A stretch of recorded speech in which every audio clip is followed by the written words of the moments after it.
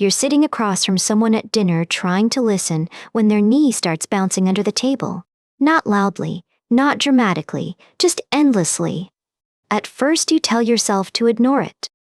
Then your eyes keep dropping. Your attention has been hooked by something barely worth noticing. Nothing is touching you, nobody is insulting you, and yet irritation rises fast, like your nervous system has decided this tiny motion is a threat. There's a name for this reaction: misokinesia. Literally, hatred of movement, but the experience is usually more complicated than simple dislike. In a 2021 Scientific Reports paper, Sumit Jaswal, Andreas de Blezer, and Todd Handy defined misokinesia as a strong negative response to seeing repetitive fidgeting. That could mean a tapping finger, a swinging foot, a pen clicked without sound, or the silent flutter of someone picking at their nails. The trigger is visual. You see the movement, and the movement seems to take over the room, even when everyone else appears unbothered. Quietly. And that is part of what makes it so isolating. The person fidgeting may not know they're doing anything at all. Jaswal and colleagues studied more than 4,100 participants across 3 studies. Roughly 1/3 reported some degree of sensitivity to watching others fidget. That matters because people often describe the reaction as petty. They blame themselves for being impatient, judgmental, dramatic, or strangely cruel. Science Alert summarized Handy's response to the findings plainly. For many people, this challenge is common, and it is real. But common doesn't mean fully understood. Misokinesia is not a formal diagnosis, and the research is still in its early, careful stage. Researchers are still asking a deceptively simple question: is misokinesia about attention, emotion, empathy like mirroring, learned association, or some combination? Because if you've felt it, you know attention is only the beginning. You don't merely notice the movement. You feel trapped by it. The 2021 study found misokinesia sensitivity in general samples, not only among people seeking help or gathered around a shared complaint. That point changes the frame. This may not be a rare quirk. It may be a normal human variation that most people never name. Naming matters. Not because a label solves it, but because it turns private shame into something observable, discussable, and maybe manageable. Think about how quickly the body joins in. The jaw tightens, the stomach drops, the eyes keep returning against your own intention. The irritation can feel moral. You may catch yourself thinking, why can't they stop? Why can't they control themselves? A 2024 PLOS ONE qualitative study interviewed 21 people from an online misokinesia support group about the personal and social impact. The researchers identified 3 broad themes: internal cognitive affective impacts, external social impacts, and practical trigger response patterns in everyday life. In plain language, misokinesia does not stay inside the head. It can change where people sit, who they avoid, and how long they endure. Some describe escape planning. They scan rooms for visual cover. They choose seats where a table, bag, or angle can block a moving foot. Others describe guilt. The fidgeter may be anxious, bored, excited, or self-soothing. Their movement may help them regulate something unseen. So one useful reframe is this: the fidgeting person is not necessarily doing something to you. Your perception system is doing something with them. That distinction doesn't erase the discomfort, but it can lower the accusation. And accusation tends to make social situations worse, fast. Misokinesia also teaches us something unsettling about attention. We like to imagine attention as a spotlight we point wherever we choose. Pause. But attention is partly captured. Motion is one of the oldest visual signals a nervous system can treat as important. A 2024 ERP study tested whether misokinesia reflects broad heightened attention to emotional visual stimuli. High and low groups did not differ in P300 responses to emotional faces. That result suggests misokinesia is probably not just an inability to ignore anything visually emotional or attention-grabbing.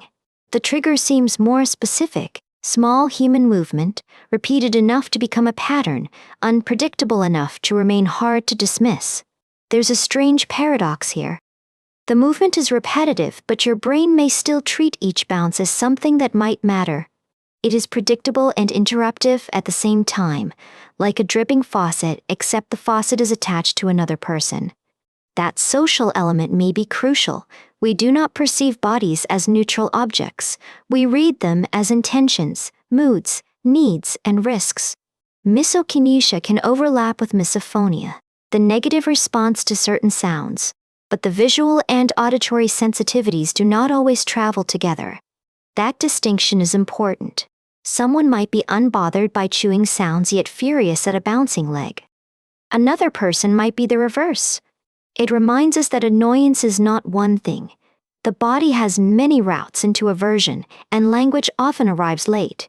You might know the embarrassment of being unable to follow a conversation because a stranger's thumb keeps rubbing the seam of their jeans.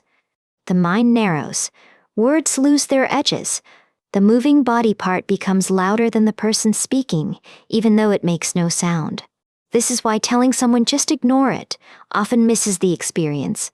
If ignoring worked cleanly, the problem would already be solved. If this happens to you, consider changing the visual field before anger peaks. A small angle shift may help more than willpower. Choose the seat facing a wall. Let a laptop, book, or jacket become a soft barrier, not as punishment, as regulation. In the 2024 qualitative study, participants described both internal distress and external consequences, including avoidance, strained relationships, and difficulty in shared spaces. That's the hidden cost. The person with misokinesia may seem distant or irritable when they are actually managing a private sensory storm. If you need to say something, consider making it about your tension, not their character.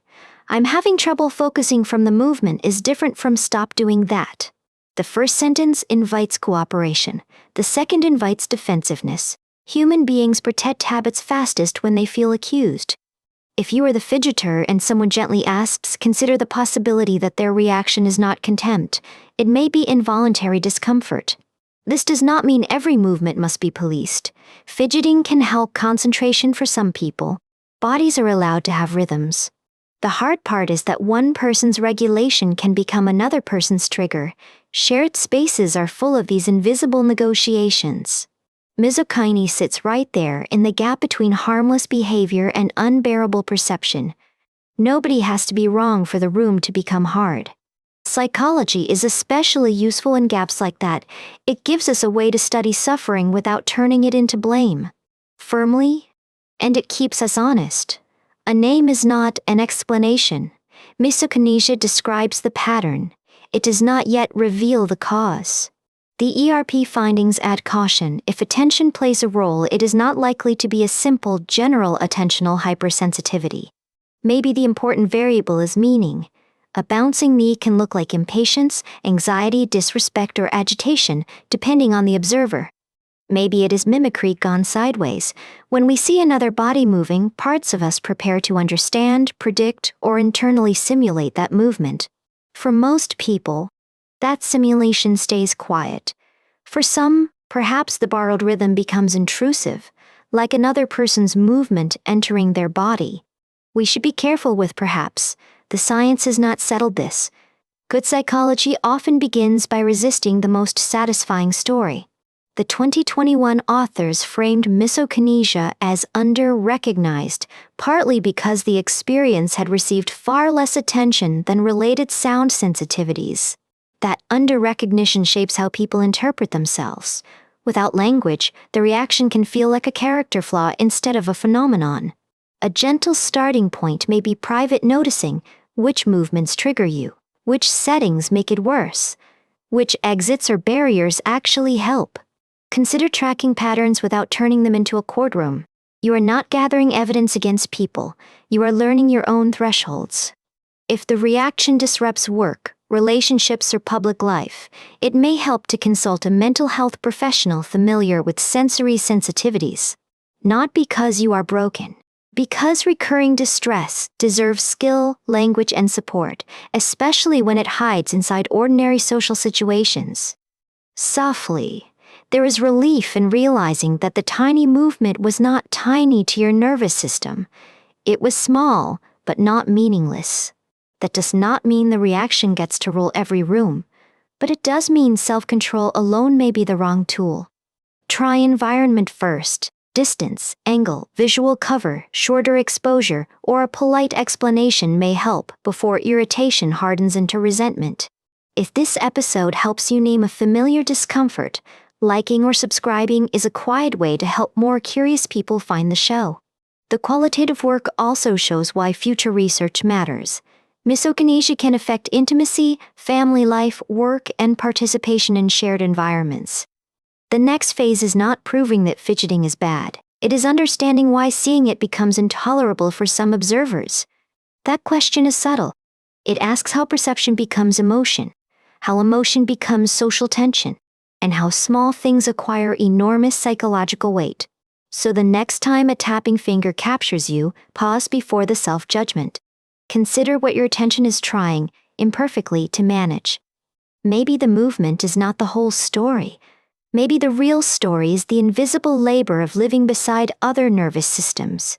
Misokinesia asks us to look again at annoyance, not as weakness, but as a clue about how deeply social perception gets under the skin.